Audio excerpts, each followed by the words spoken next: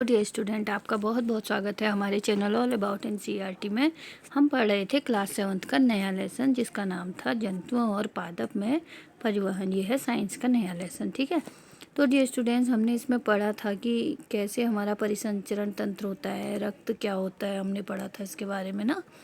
और धमनियाँ क्या होती हैं, सिरा क्या होती हैं, रक्तवाहिनियाँ क्या क्या होती हैं, सब हमने पिछले उसमें वीडियो में पढ़ा है। आप लोगों ने जिसने नहीं पढ़ा है उसको पढ़ सकते हैं।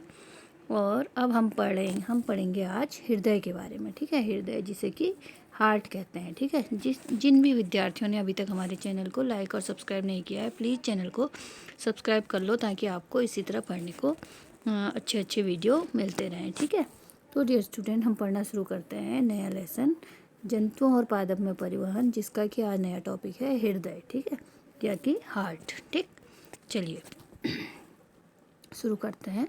हृदय वह अंग है जो रक्त पदार्थों के परिवहन के लिए पंप के रूप में जो है कार्य करता है। हृदय क्या करता है? रक्त द्वारा पदार्थों के परिवहन के लिए जो पंप का कार्य करता है और निरंतर जो है धड़कता रहता है। तो हार्ट जो है हमारा निरंतर जो है धड़कता रहता है। ठीक है, अब आप जो है कल्पना कर सकते हैं, एक ऐसे पंप की कल्पना कीजिए जो वर्षों तक बिना रुके कार्य करता है और बिल्कुल असंभव प्रतीत होता है कि फिर भी हमारा हृदय जीवन पर्यंत बिना रुके रक्त को पंप करने का कार्य जो है करता है। हमारा हृदय जो है हर समय जो है कार्य करता है और रक्त को पंप करता है। हम हृदय के बारे में कुछ जानकारियाँ जो है इसमें पढ़ेंगे। ठीक है, हृदय क्या होता है? वक्ष गुहा में स्थित होता है, जिसका निचला सिरा थोड़ा बाईं ओर को झुका होता है। आप सभी ने देखा है हृदय का आकार कैसा होता है। ठीक है, अपनी उंगलियों को भीतर की ओर मुड़कर मुट्ठी बना लीजिए। आपके हृदय का माप लगभग आपकी मुट्ठी के बराबर ही होता है। जितनी आपकी एक मुट्ठी होती है उसको आप मोड़ लेंगे तो आपको पता चलेगा कि हृदय जो है लगभग इतना ही बड़ा होता है। ठीक है, जरा सोचिए, यदि हृदय में कार्बन डाइऑक्साइड और ऑक्सीजन के समृद्ध रक्त परस्पर मिल जाए तो क्या होगा? यदि कार्बन डाइऑक्साइड का और ऑक्सीजन दोनों समृद्ध रक्त अगर एक साथ मिल जाएगा तो क्या होगा? ऐसी स्थिति जो है उत्पन्न न हो, इसके लिए क्या है कि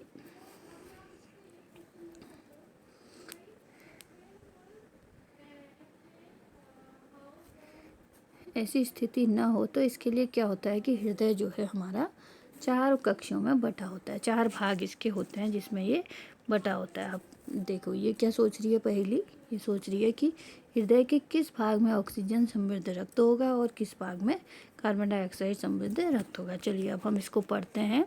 तो क्या होता है कि हृदय जो है हमारा 4 भागों में बटा होता है।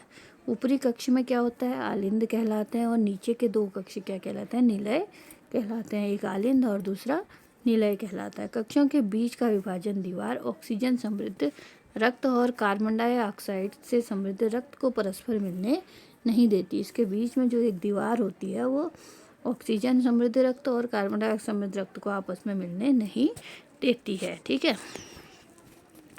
परिसंचरण तंत्र की कार्यविधि को समझने के लिए 7.3 में हृदय के दाईं ओर से आरंभ करते हुए तीरों द्वारा इंगित दिशा निर्देश का अनुसरण आपको करना है। मैं अभी आपको समझाऊंगी चित्र में। इस चित्र में तीरों द्वारा हृदय से फेफड़ों में और वाष्प हृदय में रक्त के प्रवाह की दिशा दिखाई गई है, जहां से वह शेष शरीर में पंप करता है। तो डियर स्टूडेंट, अब हम देखेंगे इसका डायग्राम, इसका चित्र हम देखते हैं हृदय का कि इसमें कैसे दिखाया गया है। ठीक है, तीरों द्वारा आपको ये दिखाया गया है। ये देखिए, ये इधर से क्या गई हैं इसमें? ये है शिरा, ये सिराएँ गई हैं, और इस साइड में क्या होंगे इसके? ये धमनी गई है। ठीक है, ये है इसका दायां आलिंद जो है, राइट साइड का आलिंद जो है ये है दायां आलिंद, और इस साइड में क्या होगा? ये बायां आलिंद है। और इधर क्या है? कक्षों के बीच में विभाजन की दीवार। ये जो बीच में एक दीवार से आपको ये जो दिखाई दे रही है, इसके बीच में जो ये दीवार आपको दिखाई दे रही है, ये जो है ऑक्सीजन संबंधी रक्त और ये कार्बन डाइऑक्साइड संबंधी रक्त को आपस में मिलने नहीं देती है। दायां आलिंद और ये बायां निलय। ठीक है, इससे ये जो है 4 भागों में बटा हुआ है। ठीक है, चलिए अब आपको समझ में आया होगा अब देखिए हृदय स्पंद। हृदय स्पंद क्या होता है? हृदय के कक्ष की भित्तियाँ जो है पेशियों की बनी होती हैं। ये पेशियाँ लयबद्ध रूप से संकुचन और विश्रांति करती हैं। यह लयबद्ध संकुचन और उसके बाद होने वाली लयबद्ध दोनों मिलकर जो है क्या बनाते हैं? हार्ट बीट या हृदय स्पंदन कहलाता है। हृदय का स्पंदन जीवन के हर क्षण में होता है। हृदय स्पंदन जो है हर क्षण होता है। यदि आप अपने वक्ष की बाईं तरफ हाथ रखेंगे तो हृदय स्पंदन या कि धड़कन को आप महसूस कर सकते हैं। आप भी अपने हृदय में बाईं ओर हाथ रख के देखिए तो आपको एक धड़कन सी महसूस होगी। ठीक है। चिकित्सक आपके हृदय स्पंदन को मापने के लिए किसका प्रयोग करता है? स्टेथोस्कोप का प्रयोग। एक यंत्र होता है, इसका प्रयोग करते हैं। ठीक है। चिकित्सक स्टेथोस्कोप का उपयोग हृदय स्पंद की ध्वनि को आवर्धित करने की युक्ति के रूप में करते हैं। स्टेथोस्कोप के एक सिरे पर एक चेस्ट पीस लगा होता है जिसमें एक संवेदनशील डायफ्राम होता है। दूसरे सिरे पर 2 ईयरपीस या श्रोतिका लगे होते हैं जो एक नली द्वारा चेस्ट पीस से जुड़े रहते हैं। चिकित्सक जो डॉक्टर होते हैं, स्टेथोस्कोप का चेस्ट पास आपके हृदय के स्थान पर रखकर श्रोतिकाओं से स्पंदन की ध्वनि का अध्ययन करते हैं। तो उससे वह इसकी ध्वनि का अध्ययन भी कर लेते हैं। ठीक है। तो डियर स्टूडेंट,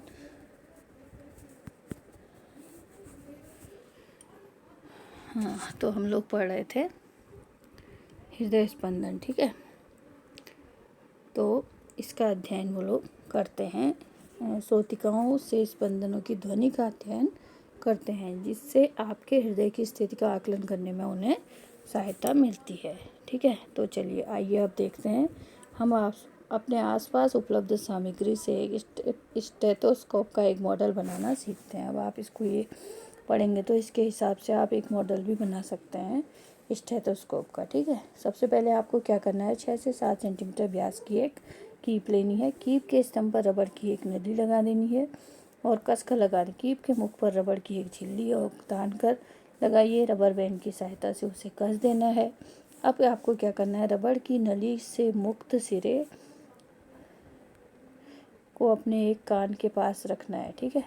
ये देखो, ये बना रखा है ना स्टेथोस्कोप, इसमें ये इस टाइप से बना रखा है। ये चेस्ट पीस है, ट्यूब है, श्रोतिका है, स्टेथोस्कोप। इससे जो है डॉक्टर जो है अनुमान लगाते हैं। एक कान में लगाते हैं, एक आपके हृदय में लगाते हैं। ठीक है।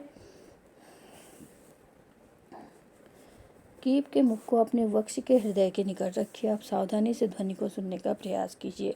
क्या आपको नियमित स्पंदन ध्वनि सुनाई दे रही है? क्या आपको भी सुनाई दे रही है?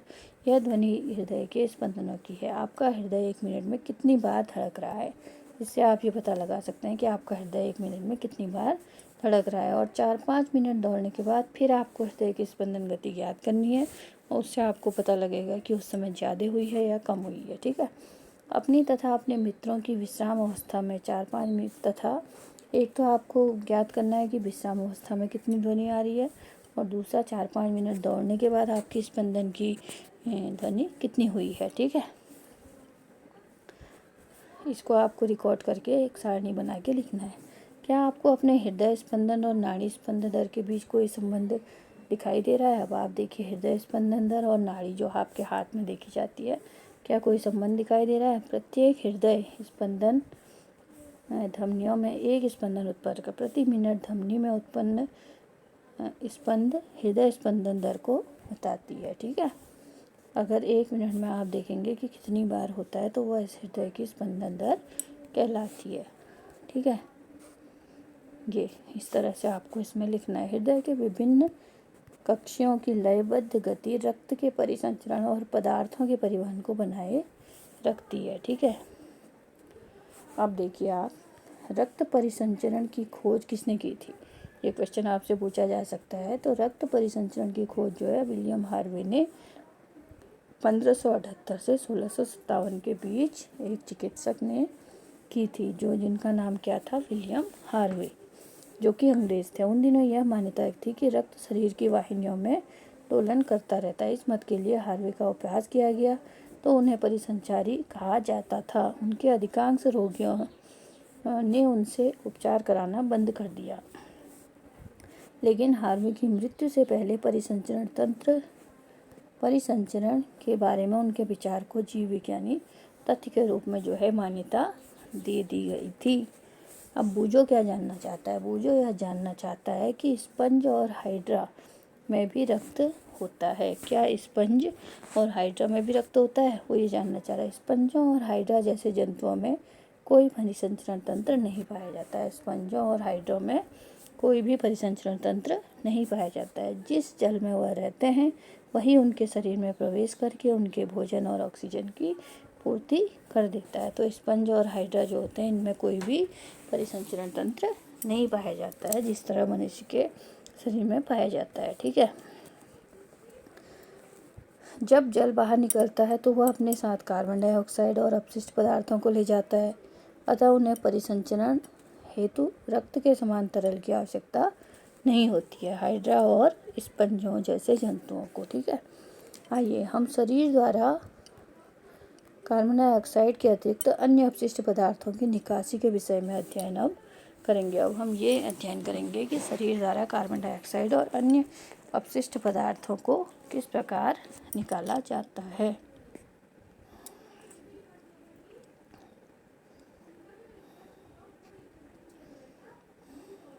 अब देखिए, सबसे पहले हम देखते हैं जंतुओं में उत्सर्जन। शरीर में अपशिष्ट पदार्थ के रूप में उत्पन्न कार्बन डाइऑक्साइड फेफड़ों द्वारा किस प्रकार उच्च वसन के प्रक्रम के दौरान शरीर से बाहर निकाल दी जाती है।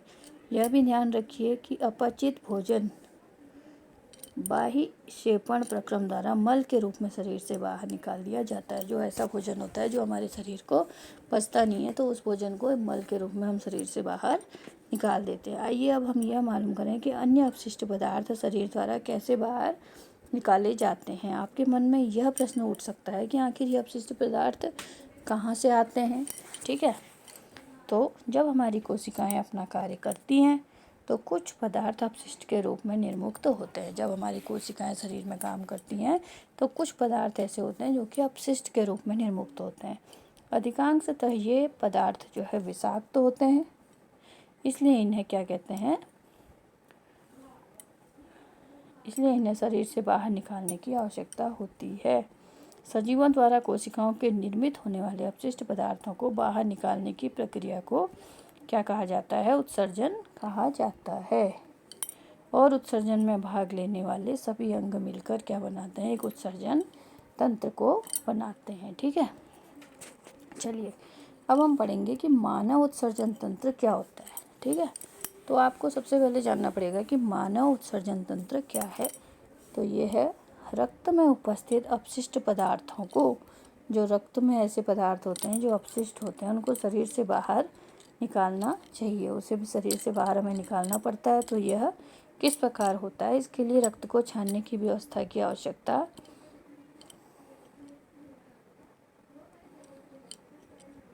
होती है। ठीक है।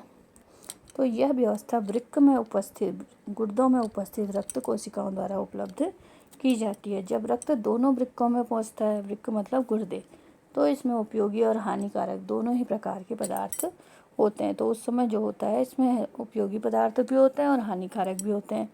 तो उपयोगी पदार्थों को तो रक्त में पुनः अवशोषित कर लिया जाता है। जो उपयोगी पदार्थ होते हैं वो तो रक्त के साथ जाते हैं, और जो जल में घुले हुए अपशिष्ट पदार्थ होते हैं और जो इसके अलावा जो भी अपशिष्ट पदार्थ होते हैं उसे मूत्र के रूप में पृथक करके हटा दिया जाता है। ठीक है।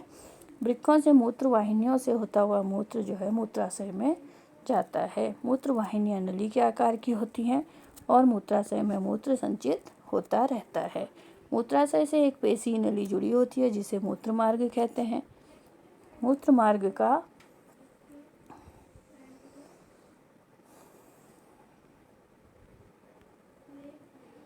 दूसरा सिरा खुला होता है जिसे मूत्र रंध्र कहते हैं और जिससे मूत्र शरीर से बाहर निकाल दिया जाता है। वृक्क, मूत्र वाहिनियाँ, मूत्राशय और मूत्र मार्ग सम्मिलित रूप से एक उत्सर्जन तंत्र को बनाते हैं। ठीक है। कोई वयस्क, सामान्यतः कोई भी जो है वयस्क व्यक्ति 24 घंटे में 1 से लेकर 1.8 लीटर तक मूत्र करता है।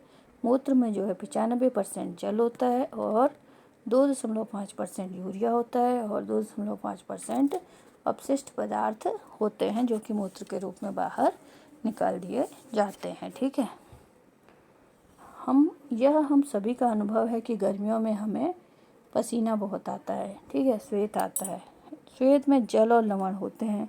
पूजों ने देखा कि गर्मियों के दिनों में प्रायः पसीने के कारण कपड़ों में सफ़ेद सफ़ेद धब्बे से दिखाई देते हैं, विशेषकर उन स्थानों में जहाँ पर अधिक पसीना आता है। ये धब्बे पसीने में उपस्थित लवण के कारण बनते हैं।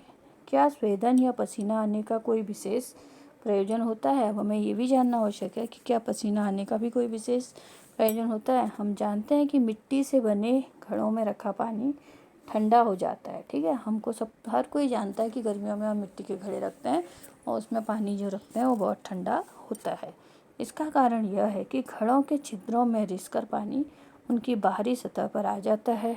जब यह पानी वाष्पित हो जाता है तो घड़े में बचा शेष पानी जो है ठंडा हो जाता है। ठीक इसी प्रकार पसीना भी हमें अपने शरीर को ठंडा बनाए रखने में सहायता करता है। तो ये स्टूडेंट आपके समझ में आ गया होगा। कभी कभी किसी व्यक्ति के वृक्क काम करना बंद कर देते हैं। कभी कभी हम सुनते हैं कि किसी व्यक्ति के वृक्क या गुर्दे काम नहीं कर रहे हैं। ऐसे किसी संक्रमण या चोट के कारण भी हो जाता है। ऐसा कभी कभी किसके कारण होता है?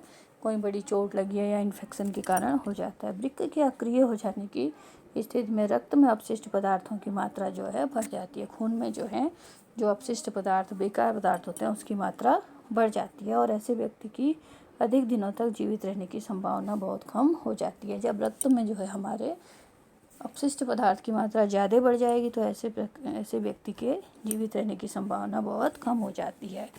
यदि कृत्रिम वृक्क द्वारा रक्त को नियमित रूप से छान कर उसमें अपशिष्ट पदार्थों को हटा दिया जाता है तो उसके जीवन काल में वृद्धि हो जाती है। इस प्रकार रक्त के छानने की विधि को हम क्या कहते हैं?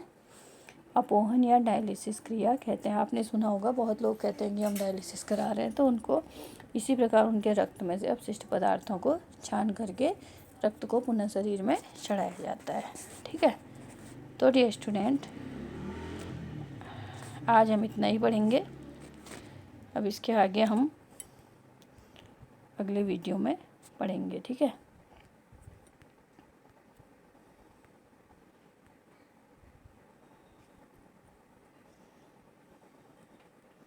अब पहली जानना चाहती है कि क्या जंतु भी मूत्र करते हैं। इस प्रकार जल और खनिजों का परिवहन हम फिर अगले वीडियो में हम पढ़ेंगे। ठीक है, यहाँ से हम अगले वीडियो में स्टार्ट करेंगे। चलिए, यह आपके समझ में आ गया होगा। जिसको भी समझ में नहीं आया वो बार बार वीडियो को पढ़ें, रिपीट करके उन्हें अच्छे से समझ में आ जाएगा। ठीक है, थैंक्स फॉर वॉचिंग।